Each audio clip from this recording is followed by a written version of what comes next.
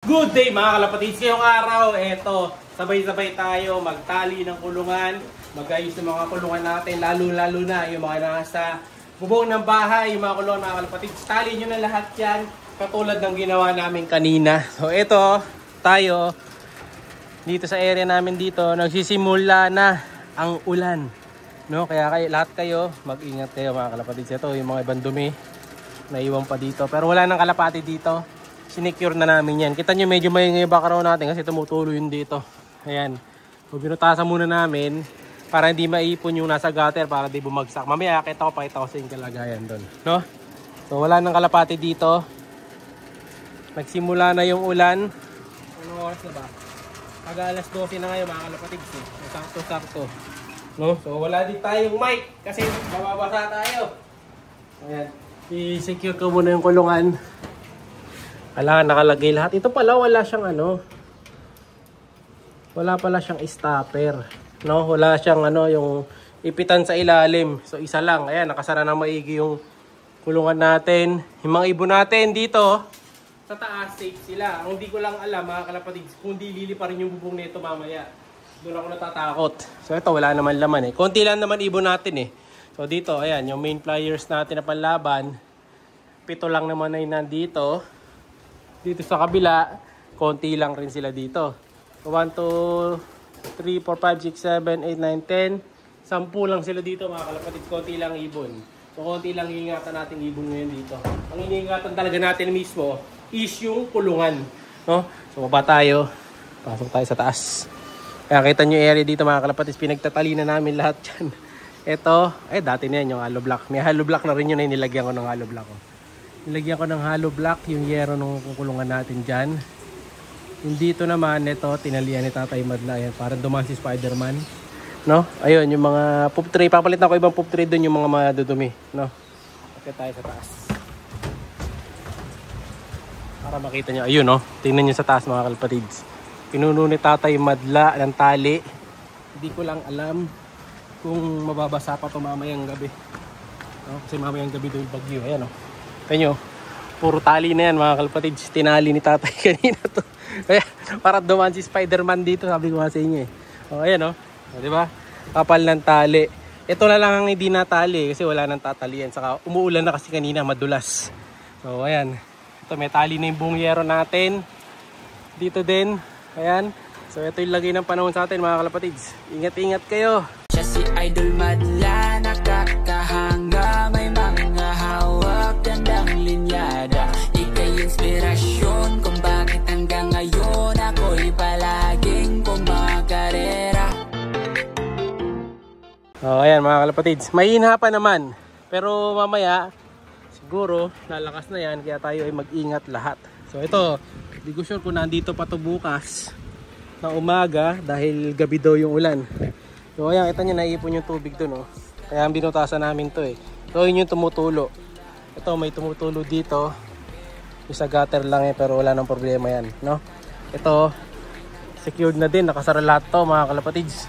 Nakasarang maigi. So sana naman hindi siya mababad mamayang gabi. Oh, hindi sana natawag dun. Dili pa rin yung yero. Kasi yero nga, ayan oh. Medyo na-scam tayo dyan. Fake ang nabili. Ayun. Ito ba, sisira yung ko. Buksan muna natin ito. Sara na natin yung buong lock. Ayan. Punta natin yung section doon. Ito ba muna tayo. Ayan, umulan natin dito. Natubig na. So, nilikas na natin yung mga pwedeng ilikas. So, wala na masyado lilipa rin.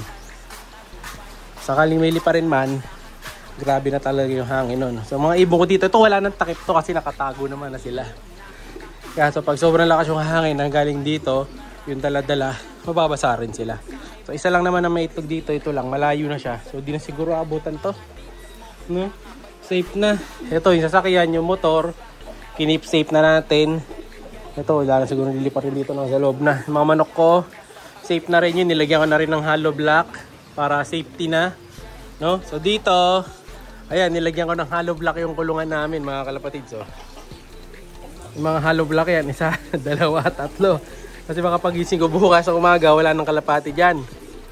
Dito, ayan, meron na rin tali. pinuntahan na rin ni Spider-Man to mga kalapatid. Ayan, oh.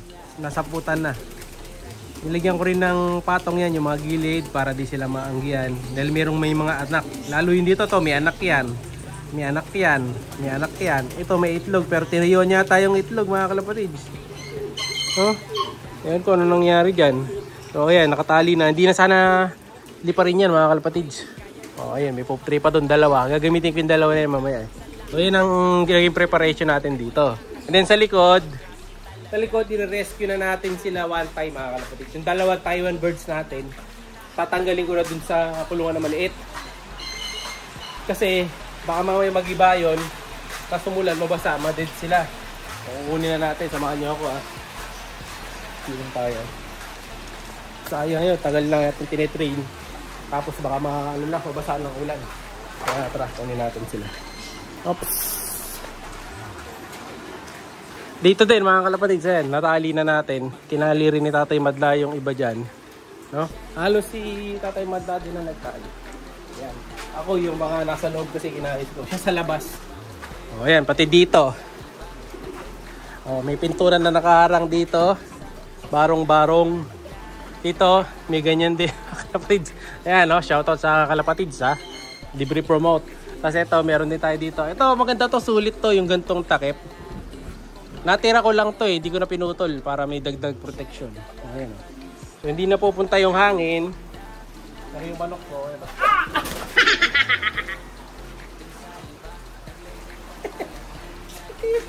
Wala ka na nga! Wala ka na!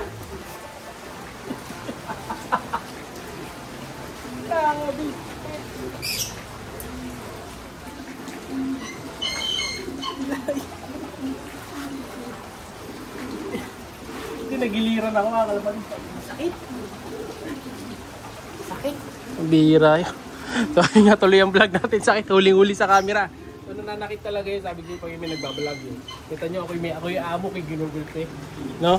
So yun dito. Ayan nakaano na to. Cable tie. Hindi na malilipa rin to kasi sa loob. Ayan o. Secured na rin sa loob. Hindi na tayo papasok sa loob mga kalapatid. Kasi sa loob ano na to. Secured na sa loob yan. Oh, ayan oh. Nakabukas na rin yung ilaw niyan dahil madilim. Dahil nga balot. Oh. Kaya puti ang gamit natin na tarapal. Para di rin masyadong dumilim sa loob. Ayan. Pag puti kasi medyo re-reflect pa yung liwanag. No? Pero kung ito may budget kayo ganito. Ito magandang bilhin. Matibay. Ayan. Tawag dito parang fiber plastic ba? Fiberglass na plastic ba? Fiber plastic. Ano tawag dito eh. Pero maganda siya. Ayan o. Patibay din. Binutasan ko lang to. Yun yung tinali ko. Ayan. Okay naman na. Mukhang di naman, matetesting natin to ngayon. Kung di masisira. Dito kasi walang protection eh. O ayan. O yun yung kulungan natin dito eh. Kitang kita nyo dito. Ayan, nakatali. Tara, dili pa rin. No? Sa likod, tara. Kunin na natin sila sila one tie. Kawawa naman kasi yung mga one tie birds ko. So, lilipat muna natin sila pansamantagan. Pansamantala lang. Para di sila mabasa. Kasi kita nyo yung itsura niya, no? Diba? Mukhang lilipad ito mamayang gabi. Baka mamaya yan, nandito na eh. Yan, di pwedeng baliwalain. Tapos yung old loop naman, pinagtatali na yata ni Madla to siya. Sabi ko siya, nabahala dito. Di ko alam ano pinaggagawa niya dyan.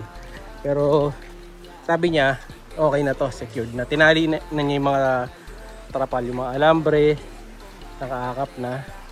No? So nasa taas naman yung mga kalapate, so sa baba. Hindi naman sila bababa dyan pag malakas ulan. No? So, ayan. Huwag sana lipa rin. Ito, wala na rin gamit dito. Ayan, nilinis na rin. Yung kulungan natin na yun sa taas. Oh. Parang kinapitan nga ni Spider-Man. Tinali na natin yung Dreamlock. Ayan. Baka lipa rin eh. Tarapal, nakatali na rin yan. Yun na lang talaga yung problema ito.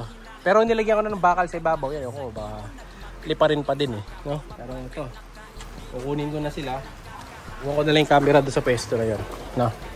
Para may bago silang pwesto. Ayan, ligtas natin. Kawawa naman yung mga ibon natin. Kaya kayo, ingat-ingat kayo lahat mga kalapatids. Sabi ko nga sa inyo, yung mga ibon nyo, ilikas nyo na. Mababa lang natin dito yung camera. Yeah. Let's go.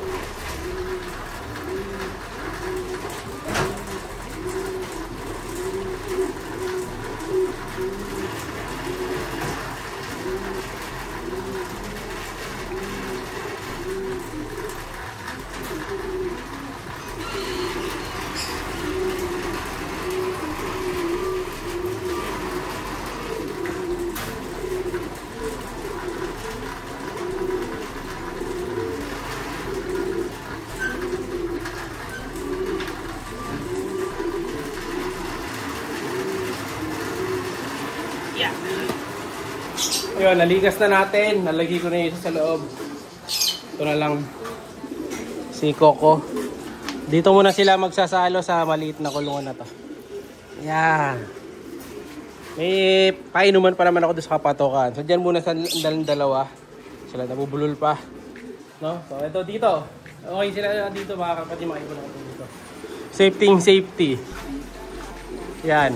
So ngayon natin na appreciate yung pinaghirapan natin na halos 5 years na pag-iipon, no, sa pagbablog din. Yung dream loop natin, napapakinabangan natin ngayon. Safe yung mga warriors natin dito sa loob. Ayan. So syempre yung mga nasa labas, meron talagang ibon na sa labas natin nilalagay, no? Hindi naman din kasi sila lahat kakasya dito, no? Pero yung mga nandito, at least yung mga breeder natin na nasa loob na, safe na mga kalapatid. Kung nasa labas, safe na rin naman na sila doon. Nakababantayan ko rin yan mamayang gabi, no? So dito, iwan na natin yung mga to. Ayan, may naka-ready pa ng mga tubig, basahan. Naglagay na rin ako ng mga apog dyan. Pati to, puro apog na yung sahig. Kalapatids. Ayan, dahil alam ko mababasa eh. Pati to, may apog yan yung sahig, yung mga sulok.